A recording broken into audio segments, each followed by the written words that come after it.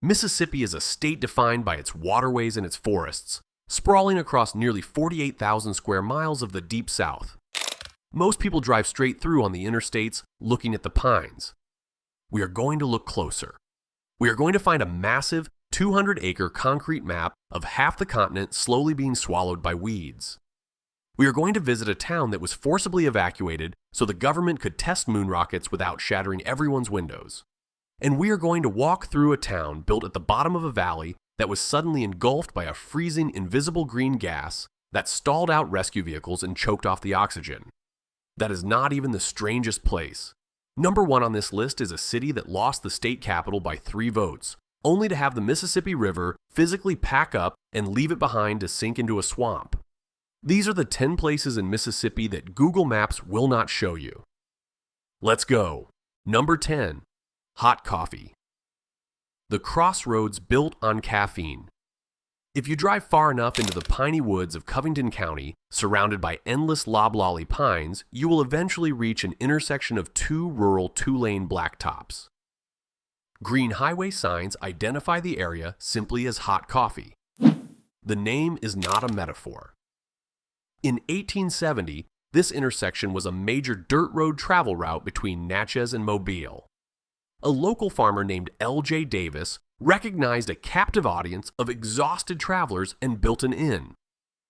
But Davis was a strict teetotaler. Instead of serving the whiskey typical of frontier stagecoach stops, he hung a coffee pot over his door. He served a hyper-sweetened brew made from pure spring water, New Orleans beans, and local molasses. He refused to serve it unless it was boiling hot. The drink was a deliberate, moral alternative to alcohol. It became so famous that the name of his inn permanently overwrote the geographic identity of the region. Today, there is no actual town center, just a volunteer fire department, a few farms, and convenience stores selling souvenirs to confused road trippers. A community built entirely on the principle of forced sobriety, remembered only for the caffeine. Number 9. So-So. The town that didn't care. There is only one town in the world named after a man's apathetic catchphrase. It sits in Jones County, surrounded by timberland and poultry farms. In the late 1800s, a rural community needed a post office. The locals gathered at the general store to brainstorm a distinguished name. They failed. Instead, they focused on a local veteran named Joel Welch. Welch was a character who, whenever asked how he was doing, would habitually reply, "So-so." The locals found this endlessly amusing. They submitted So-So to the federal government as a joke, assuming the post office would reject it. They approved it. The town incorporated in 1901 when the Gulf and Ship Island Railroad arrived. Today, So-So is a fully functioning municipality with a mayor, a school, and a population of 388 people as of the 2020 census. The town made national headlines that same year when a massive EF4 tornado ripped directly through the city limits. Miraculously, there were 0 fatalities. For a place named after utter indifference, they take survival seriously. Their water tower proudly displays the word SOSO in massive letters visible for miles. It takes a very specific kind of civic pride to paint a permanent monument to mediocrity against the skyline. Number 8. Margaret's Grocery. The Cinder Block Cathedral. North of the Vicksburg city limits, right on the side of historic Highway 61, sits a crumbling structure that defies structural logic. For decades, it was just Margaret Rogers' modest country grocery store. Then, in 1979, she met Reverend H.D. Dennis. He declared that God had told him to marry her. To win her over, he made a promise. If she married him, he would turn her simple roadside store into a palace. He spent the next 20 years fulfilling that promise. Reverend Dennis encased the building in cinder blocks, painted hubcaps and Mardi Gras beads. He painted towering brick columns in vibrant reds, whites, and yellows. He transformed the site into a kaleidoscopic biblical castle of outsider art. He also built a custom pulpit inside an old skeletal school bus on the property. Here is the detail that stops people cold. Reverend Dennis would welcome tourists who pulled over for gas or snacks, lead them into the school bus, lock the doors, and refuse to let them out until they listened to a fiery 15-minute sermon. Margaret passed away in 2009, and HD followed in 2012. Today, the vibrant paint is peeling. Vines are systematically consuming the cinder blocks. The roof is caving in. You can only look at it from the side of a busy thoroughfare, a towering monument to a husband's devotion, slowly being eaten by the Mississippi weeds. Number 7. Nidda-Yuma, the Delta's Forgotten Kingdom. Deep in the Pancake Flat, fiercely agricultural Mississippi Delta, there is a town that was essentially a kingdom. Accessed via a tiny, easily missed turnoff from Highway 61, Nidda-Yuma translates to bear track in the Choctaw language. In the mid-19th century, this was not a public municipality. The entire 4,000-acre settlement was the personal fiefdom of the Phelps family. Nidda-Yuma was a self-contained plantation ecosystem. Because it was miles from any major hub, the Phelps family acted as their own government. They built rows of sharecropper houses, a post office, and a colossal wooden commissary with a metal roof. They even minted their own currency. At its peak, workers were paid in custom script coins that could only be spent at the company store, trapping the local population in a closed economic loop. It was an empire of cotton and isolation. Henry Fonda's wife, Shirley May Adams, was a descendant of the founders, giving the tiny fiefdom a bizarre connection to Hollywood royalty. Then the mid-20th century arrived. The mechanization of farming rendered the massive manual labor force obsolete. The residents did not gradually drift away, they packed up and emptied out. Today, Nidda-Yuma is a nearly perfectly preserved ghost town. Unlike most abandoned places that rot down to their foundations, the massive wooden commissary and several plantation homes still stand completely intact under the oppressive summer humidity. The property is strictly private, heavily posted with no trespassing signs. The remaining structures sit in total silence, guarding the borders of an empire that ran out of money to print. Number 6. Electric Mills, the utopian town sold for scrap. You can stand in the middle of a dense, overgrown second-growth pine forest in Kemper County and realize you are standing exactly where an illuminated movie theater used to be. Electric Mills was founded in 1913 by the Sumter Lumber Company. It was built to be a model company town, a utopian oasis designed to attract skilled workers to the deep woods. At a time when rural Mississippi was largely dark, Electric Mills was an absolute marvel. Every single home, street, and building was fully wired with electricity. Power flowed freely, generated by burning the scrap lumber from the massive mill. The town boasted a population of nearly 1,500 people in the 1920s. They had running water, indoor plumbing, an illuminated swimming pool, and a massive 50-bed hospital. There was no crime and there was no unemployment, but the utopia was entirely corporate-owned. In 1941, the old-growth timber simply ran out. The mill was no longer profitable, so the company liquidated the city. Workers were given a few weeks' notice. Then the houses were literally unbolted, auctioned off, and trucked away to other towns. Today, the area is an unmarked dirt road off U.S. Highway 45. The forest canopy is so thick it is dark at midday. The only things left are random concrete foundations and an old bank vault overgrown with weeds. It is a sobering reminder that a corporation will build you paradise, and they will tear it down the second the math stops working. If you are enjoying this so far, hit that thumbs up, because we are about to move from towns that were dismantled to towns that were destroyed. Number 5. Rocky Springs, the town defeated by nature. Sometimes a town is not dismantled by a corporation. Sometimes it is systematically erased by nature. Rocky Springs was established around 1790 in Claiborne County. It was a vital watering hole on the treacherous Natchez Trace Trail. By 1860, the surrounding area boasted a booming population of 2,616 people. The town thrived on cotton, generating immense wealth for local planters, but that wealth required clear-cutting the land, destroying the root systems that held the region's steep Lowest bluffs together. Then the plagues began.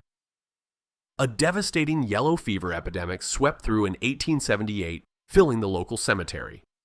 A few decades later, a massive boll weevil infestation completely annihilated the cotton economy. Without the deep tree roots, the poorly farmed land began to physically collapse. Massive rainwater erosion washed the ground out from under the buildings, carving deep, impassable ravines right through the town limits. By the 1930s, even the natural spring that gave the town its name completely dried up. Nature subjected Rocky Springs to disease, insects, and the literal collapse of the earth until the town ceased to exist. Today, the site is a manicured public park managed by the National Park Service. You can see two rusted iron bank safes sitting incongruously in the middle of the woods. And standing above the deep, eroded gullies is the pristine white Methodist church built in 1837. It is the only structure that survived the plagues, the insects, and the collapsing earth. It still holds regular Sunday services today, preaching to a congregation in a town that has been dead for a century. Number 4. Mississippi River Basin Model.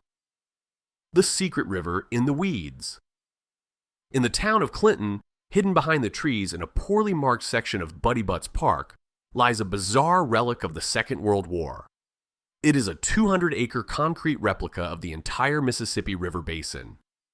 It is officially the largest small-scale model in the world. Following the catastrophic Great Flood of 1927, Eugene Raybould of the U.S. Army Corps of Engineers needed a way to test flood control measures. Before computer simulations existed, the only way to predict fluid dynamics was to build a physical copy. Construction began in 1943. But the military had a severe labor shortage. To clear the land and pour the concrete, the government utilized up to 3,000 captured German soldiers interned at the nearby Camp Clinton prisoner of war facility. The German prisoners painstakingly dug out miniature versions of the Missouri, Ohio, and Mississippi rivers. They laid complex concrete channels and embedded thousands of metal pegs to simulate riverbed friction. The scale of the model is impossible to comprehend from the ground. If you walk across the concrete grid, you are essentially a giant traversing from Montana to the Gulf of Mexico in a matter of minutes, easily stepping over miniature versions of Omaha and New Orleans. The model operated successfully until 1993, when modern computers finally rendered physical modeling obsolete. Today, it is a post-apocalyptic landscape. The concrete riverbeds are choked with moss and poison ivy. The pumping stations are rusted out. You can walk through it freely, listening to the sounds of nearby suburban traffic clashing with the ruined labor of captured soldiers. It is the only place on Earth where nature is actively reclaiming a concrete simulation of itself. Number 3. Logtown. Erased for the Apollo program. The federal government can exert a terrible kind of gravity when it needs something. In Hancock County, on a lush, swampy riverfront choked with Spanish moss, there was a bustling community called Logtown. Founded around 1889, it was once home to the massive H. Weston Lumber Company. In the 1920s, the population peaked at roughly 3,000 people. It had survived the decline of the timber boom and settled into a quiet, permanent existence on the edge of the Pearl River. Then, in 1961, the space race accelerated. NASA needed a place accessible by barge to test the massive booster rockets for the upcoming Apollo moon missions. They selected a site in Hancock County to build what is now the Stennis Space Center. But there was a mathematical problem. Testing the Saturn V rockets would create acoustic shock waves loud enough to shatter windows and cause structural damage for miles. NASA required a 125,000-acre acoustic buffer zone. Logtown was inside the circle. The government exercised eminent domain, forcing the total evacuation of Logtown and 4 neighboring communities. They bought out the landowners, relocated some of the cemeteries, and bulldozed the houses to the ground. They left behind a massive, silent void. Today, the area is accessible by a dead-end dirt road. You will find paved streets that lead to absolutely nowhere. Ancient oak trees planted by early settlers cast shadows over empty, overgrown foundations. Artesian wells still spout water into the ruins. Here is the detail that lingers. The residents who were forced out of Logtown would later stand in their new yards miles away and listen to the deafening, earth-shaking roar of the Apollo rockets. They knew the blasts were physically echoing over the empty streets where they used to live. They sacrificed their homes so that other men could walk on the moon. Number 2. Satartia. The Day the Fog Came.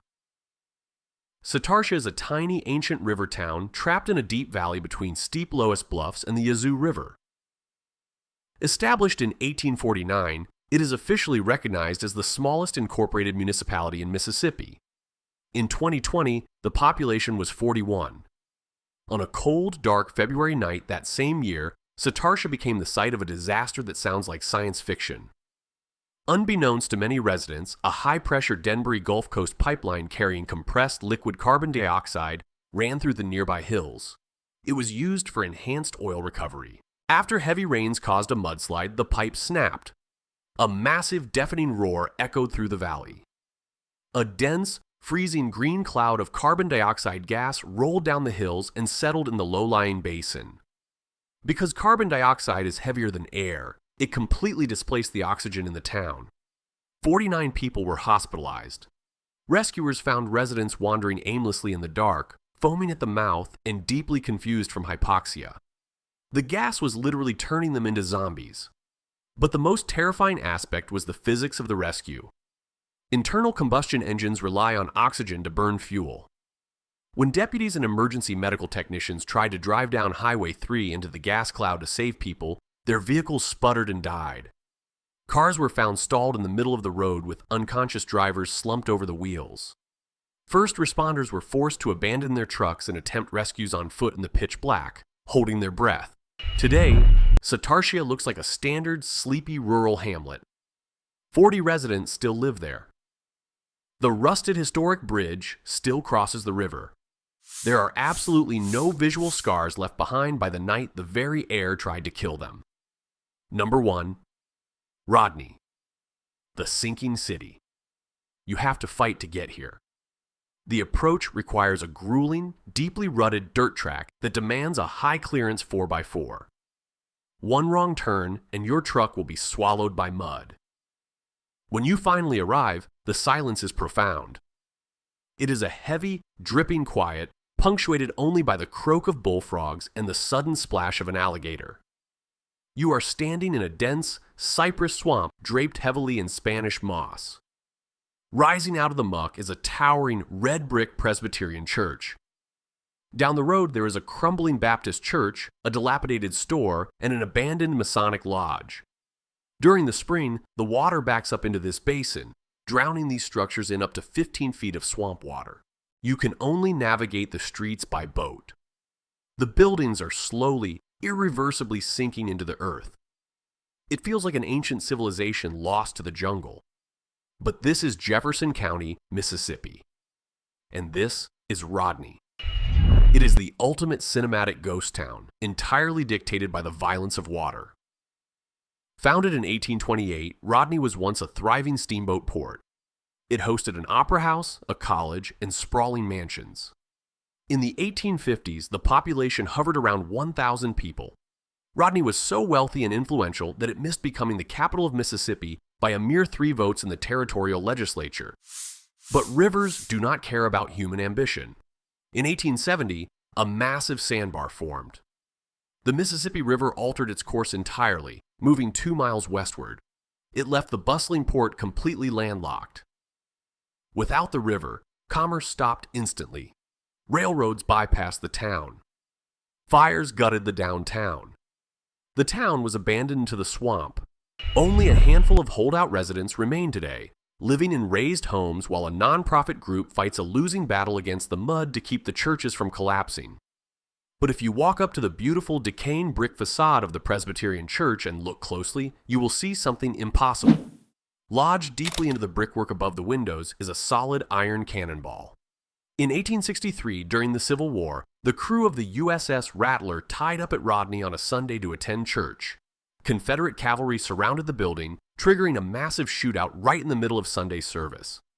The Union ship fired cannons into the town to support their men. The cannonball has been stuck in that wall for over a century and a half. It is a permanent scar on a magnificent building that is slowly being dragged down into the dark water. Mississippi is a landscape defined by exactly what it chooses to leave behind in the woods.